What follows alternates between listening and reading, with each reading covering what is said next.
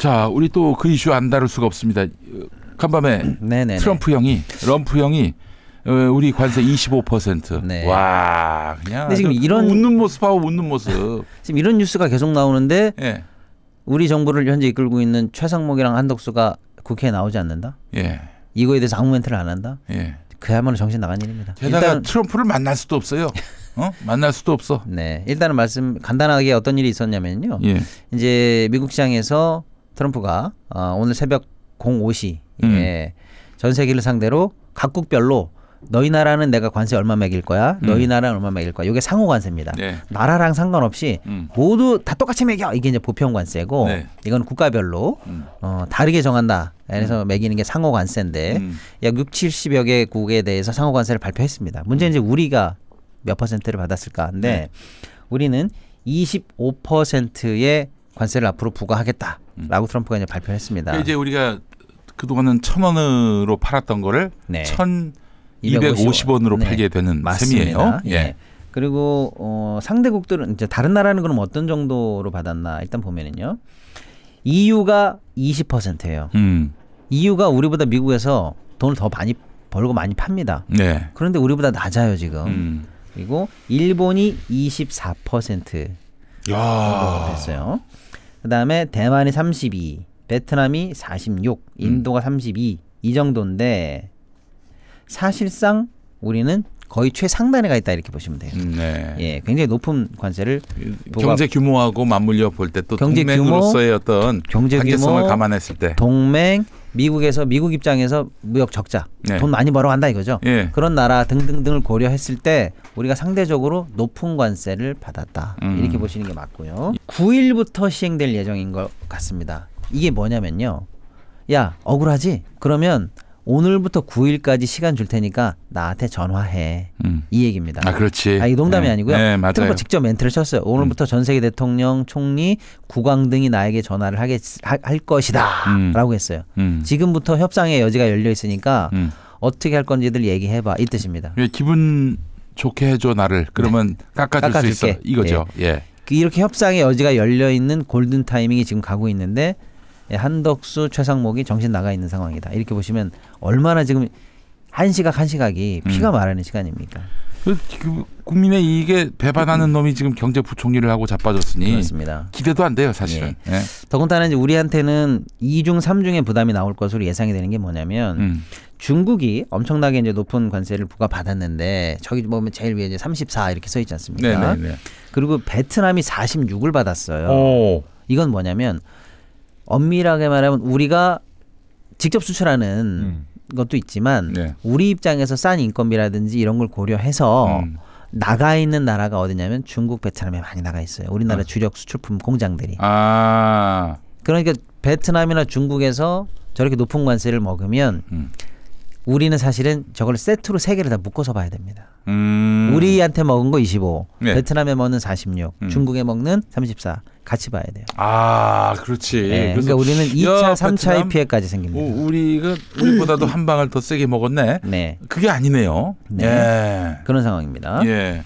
그다음에 그래서 이제 우리가 과연 이 정도면은 어느 정도의 이제 후폭풍을 맞을 건가에 대해서 다양한 지금 현재 시뮬레이션 조사가 나왔는데 제가 볼 때는 가장 좀 직관적으로 와닿을 수 있는 게 뭐냐면 이번 관세 부과에 따른 영향이 한국 경우에 GDP의 마이너스 2.06%로 추정. 뭐냐면요. 지금 우리나라 저희가 이따 얘기할 수 있을지 모르겠습니다만은 제가 저번에 한번 말씀드렸는데 최근에 나오는 조사가 우리나라가 올해 2025년도에 0.9% 성장할 것 같다 하는 지표가 나왔다고 말씀드렸고요. 한국은행 같이 조금 보수적으로 낸 데가 1.5%라는 거예요. 예, 예. 근데 여기에다가 이 관세로 인한 효과가 마이너스 2%라는 거예요. 그럼 어떻게 되는 거예요, 우리는요? 절대값으로 진짜 마이너스 성장. 그러네. 예, 이번 관세 효과는 GDP 마이너스 2%다. 이렇게 보시면 굉장히 충격적인 상황이다. 네. 이렇게 보시면 되고요. 그 다음에 이제 후폭풍으로 예상되는 게 경제 성장률의 이 후퇴만큼이나 어려운 얘기가 뭐냐. 한국 수출의 약세, 한국 경제의 약세를 예상하면 바로 나올 수 있는 지표가 뭐다? 환율입니다. 안 그래도 환율을 걱정하는데 이번 조치로 인해서 지금 주요 연구기관들에서 제가 볼 때 거의 100%가 예측되는 게 뭐냐. 환율은 무조건 1,500 돌파 가능성이 높아졌다라는 거예요. 그러니까 한국 경제에 뭐 체력이고 희망이고 없고 그럼 돈을 빼죠. 그럼 환율 올라가죠. 그러니까 결국 지금 내일 윤석열이가 탄핵되고 예. 2달 후에 대선이 있고 그러면 네. 이제 그때 당선되는 사람은 십자가를 져야 되는 거네요. 십자가를. 정말 옛날에 그 김대중 대통령 당선될 때 IMF라는 국가적 위기를 숙제로 짊어지고 사실 시작하지 않았습니까? 네. 거의 그 느낌입니다. 항상 이게 뭐 나라가 걸레가 됐을 때 넘겨받아요. 안타깝죠. 민주정부는. 맞습니다. 네. 보수 정부는 국가를 수익 모델로 해서 거덜내는데 일말의 양심의 가책도 없는 그런 인간들이 정부를 맡지 않습니까? 그러다 나라를 엉망진창으로 거덜내죠. 국고를 탕진하고 나라를 거덜내고 경제 체질을 엉망으로 만들고 나면 민주정부가 들어와서 그야말로 애국심으로 또 장기적인 비전으로 겨우겨우 나라 살려내고 이런 악순환 진짜 안타까운 패턴이 지금 반복될 것 같습니다. 그래서 제가 말씀드리는 거예요. 50년은 집권 못하게 해야 된다고. 이놈들은 아주 그냥 존재 자체로 없애야 됩니다. 존재 자체로 흉기라고. 근데 이제 PD님이 50년이라고 그러는데 제가 이거 50년 사이에는 왜 50년이냐? 그 새끼들이 다 죽잖아요, 지금. 지금 20대도 다 죽을 거야. 제가 한번 말씀드린 적이 있는지 모르겠는데 50년보다 저는 더 해야 된다고 보는 게 뭐냐면요. 제가 이제 호주에 가서 주요 경제단체들하고 만난 적이 있는데 야, 니네들은 왜 이렇게 잘 사냐. 일각에는 너희들은 천연 자원이 많아서 잘 사는 거다. 예를 들면 우리는 철광석 같은 거 있지 않습니까? 네. 그런 걸 땅굴을 파가지고 밑에서 캐오잖아요. 석탄 같은 거를. 근데 호주 같은 데는 땅굴을 파지 않아요. 지표면에 있습니다. 그러니까 밑으로 안 내려가요. 그러니까 땅에서 긁으면 나와요. 진짜 지표로 안 내. 굴을 파지 않는다니까요. 아이고야. 그러니까 얼마나 생산성이 좋고 쉬워요. 그러니까 너희들은 그런 식으로 쉽게 잘 사는 나라 아니냐라고 했더니 호주에서 그런 얘기합니다. 아니야. 그렇지 않아.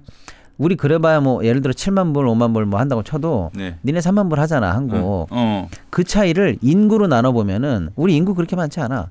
그러면 인구 곱하기 7만 불, 호주 인구 곱하기 7만 불, 한국 인구 곱하기 뭐 5천만 명 이렇게 하면 국부가 그렇게 차이 많이 나지 않아. 근데 우리가 왜 이렇게 복지도 좋고 선진국이고 살기가 좋은 나라가 됐는지 알아?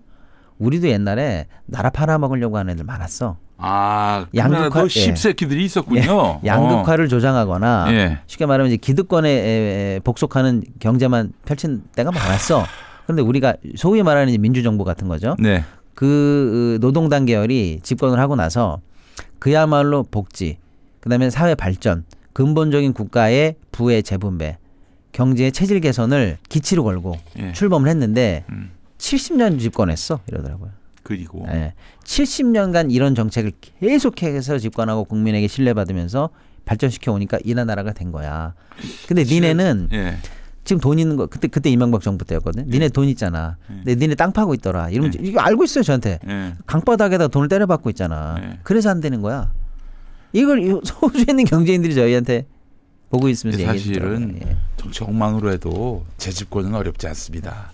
근데 얼마나 못했으면 재집권도 못하고 악마한테 정권을 넘겨줬는지 참 혀를 차지 않을 수가 없는데 자 그래요. 그럼 지금 이게 한국만이 아니라 중국, 베트남 다 지금 그곳에 이제 공장이 있는 우리 기업들도 그야말로 치명적인 타격을 입게 되는 건데. 첫째, 우리도 치명적. 경제 성장률 마이너스 들어가는 치명적 상황이고 환율 1,500 가는 치명적 상황이다. 둘째, 우리나라가 진출해 있던 주요 수출 기지도 역시 치명상을 입기 때문에 우리가 2차 피해를 본다. 자, 셋째, 이게 뭐냐면 세계적으로 어쨌거나 보복적인 조치를 할 나라들이 이제 생기겠죠. 우리 깎아줘. 트럼프가 싫어. 좋아. 그럼 우리도 맞대응한다라고 해서 사실상 무역 전쟁이 발발했다 이렇게 봐야 되거든요. 그로 인해서 수출 수입량이 줄어들 가능성이 거의 100%죠. 관세 때문에 물건 못 팔고 안 가니까 막고 그럼 우리도 우리 시장을 블록할 거야. 너도 못해. 이런 식의 상황이 되면 우리는 수출 국가거든요. 수출이 차지하는 국민 총소득 내에서의 비율이 몇 퍼센트냐면 거의 90%입니다. 그런데 세계 시장이 수출 수입 물동량이 줄고 경제의 볼륨이 커지지 않는다면 그 자체로 우리는 활력이 없어요. 그로 인한 3차 피해까지 예상된다라고 하니까 저수출에서 보이는 수준 이상의 악재다 이렇게 봐야 되겠습니다. 이야, 가만해요. 한가하죠. 그럼 지금 어떻게 해야 되냐면 그럼 이제 트럼프가 빨리 선물 가져와. 지금 그러고 있는데 그 선물이 뭐 쇠고기 30개월 이상 그 수입 네. 하도록 하는 것, 뭐 예. 그것도 있고 뭐 맞습니다. 뭐 또 그 말고 또 있잖아요. 뭐 의약품 뭐 등등등 해서 지금 이거 발표하기 하루 전에 사실은 예. 한국에게 이미 선전포고를 했습니다. 망 공유와 관련해서도 있고요. 맞습니다. 예. 그래서 이제 문제는 지금 이 정부가 일단 시간이 없어요. 예. 단기간에 트럼프와 빨리 협상을 해서 줄 거 뺄 거 빼고 해서 어쨌거나 낮춰야 되는 협상을 해야 되는 거고요. 네. 둘째는 세계가 블록화될 때 네. 어디하고 어떤 딜을 맺을지 개별 시장에 따른 다각도적인 대책이 동시에 나와야 되고요. 네. 우리 산업 중에서 피해보는 데에서 그러면 어떻게 우리는 내부적으로 보조금을 주든지 국가가 그걸 키우든지 할 내부 정책들이 다 나와줘야 됩니다.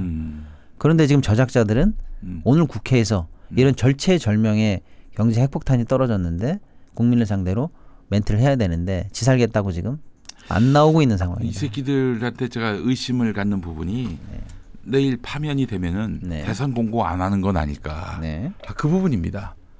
봤더니 안 하면 답이 없더만 보니까.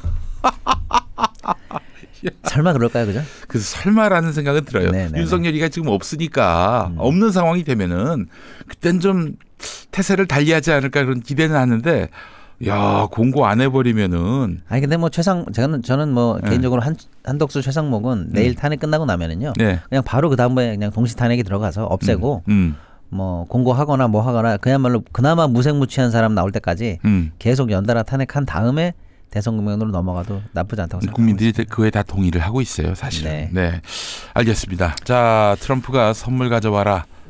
그 전에 25% 관세 매기겠다 지금 이러고 있는 상황이고, 저렇게 웃는 모습을 보니까 아주 속이 타들어가는데, 근데 소장님, 트럼프가 말이죠, 이런 식으로 전 세계를 상대로 맞짱을 뜨고 있는데 이러다가 미국의 영향력이 과거와 같을 수 있을까요? 아니요, 이거 미국 내에서도 좋게 보지 않습니다. 이제 미국 장 끝나고 나서 발표한 거거든요. 그러면 이제 내일장을 대비한 이제 선물 시장이 돌고 있어요. 그렇지. 선물 시장에서 4% 이상 급락하고 있어요. 아이고야. 그러니까 미국도 이게 오래 갈 정책이 아니고 미국의 고립을 한편으로 만드는 정책이고, 글쎄 말이에요. 미국의 물가를 못 잡는 정책. 그리고 심지어는 그 피해를 미국 업체가 볼 수도 있다는 정책. 그럼요. 심하면은 미국이 아까도 말씀드렸습니다만 원래 금리가 내려가야 되는데 안 내려가고 있다고 했잖아요. 물가가 생각보다 안 빠지고 있어요. 그런 상황에서 만약에 미국이 침체에 들어간다라고 하면요, 미국도 스태그플레이션에 들어갈 수 있다는 우려가 지금 계속 높아지고 있거든요. 그러니까 지금 사실은 미국 내에서도 트럼프의 이 정책을 굉장히 위험한 도박으로 보고 있고, 시장에서는 절대 선호하지 않습니다. 그럼 뭐냐? 월가의 자본이라든지 산업계 전부 다 트럼프한테 이거 하지 말라고 압박을 넣을 거예요. 그런데 이제 트럼프는 아니야, 기다려봐. 내가 일단 이렇게 질러놔야 세계 여러 나라들이 와서 미국에다 공장 짓는다고 할 거 아니야. 현대 하는 거 못 봤어? 이렇게 얘기하면서 그거를 어느 정도 소기의 성과를 얻은 다음에 무역 전쟁을 풀어줄 가능성이 있거든요. 시간이 누구 편이냐가 제가 볼 때는 결정할 것 같아요. 이 교착 상태가 늘어나고 무역 보복과 재보복이 계속 이어지면서 길어지면요, 트럼프도 오래 못 버팁니다. 그렇지. 이게 미국한테도 좋은 정책이 절대 아니거든요. 그러니까 이 지금 세계 그 경제 정세의 흐름을 정확하게 읽으면서 트럼프의 저런 막무가내식 고립주의를 넘어선 거의 그냥 무한 질주 같은 이런 정책이 어느 정도까지 발휘될 수 있을 것인지 그 견해를 다 갖고 있으면서 밀당할 수 있는 그런 지도자가 지금 필요한 시점이에요. 가장 능력 있고 지혜로운 정부가 필요할 때입니다. 오세훈은 아닙니다. 홍준표도 아니고 저 김문수 그 형님은 좀 치료가 많이 필요하실 것 같고. 오세훈이는요, 1,000만 서울 시민의 삶을 책임지는 사람 아닙니까? 오세훈이 재산 신고를 한마디만 요약하자면요, 재산의 달러 이민입니다. 맞아요. 오세훈은 그 전해에 주식이 10만 원인가밖에 없었어요. 그런데 1년 새 주식이 10몇 억이 늘었는데 전부 다 미국 주식이에요. 미국 주식이야 또. 그러니까 거기는 그래놓고서 뭐라 그러는지 아세요? 상법 개정 반대한다 어쩐다 헛소리 하고 있는데, 지는 미국으로 자산을 달러 이민, 이게 달러 이민이라는 말이 제가 만든 용어가 아니고요, 소위 말하는 자산가 그룹에서 나오는 용어예요. 이 경제는 도저히 윤석열 때문에 안 될 것 같아. 그럼 우리가 왜 한국 경제, 국가 경제가 추락하면 여기 있는 자산이 동시에 추락하잖아요. 여기를 탈출하는 거야. 우리는 못 탈출하지만, 몸은 못 탈출하지만 자산을 탈출시키자라는 게 달러 이민이에요. 정말로 슬픈 얘기고 치명적인 얘기 아닙니까? 이런 놈이 무슨 자기 대통령 제 말씀 그 말씀이에요. 떠오르고 있는 건지 모르겠어요. 서울시 수장이라고 하고 대통령 다음으로 가장 많은 표를 받아야 되는 선출직에 있는 사람 아닙니까? 솔직히 얘기해서. 네. 그런 작자가 자기 재산을 달러로 이민 보냈고 모든 경제적인 싱크가 아메리카에 맞춰져 있고 네. 지는 여기 앉아 있는데 서울 시민의 삶을 책임지겠다는 동 대선을 나오겠다는 동 하는 사람이 말도 안 되는 얘기죠. 라는 얘기죠. 네. 미국 가라. 그렇게 좋으면.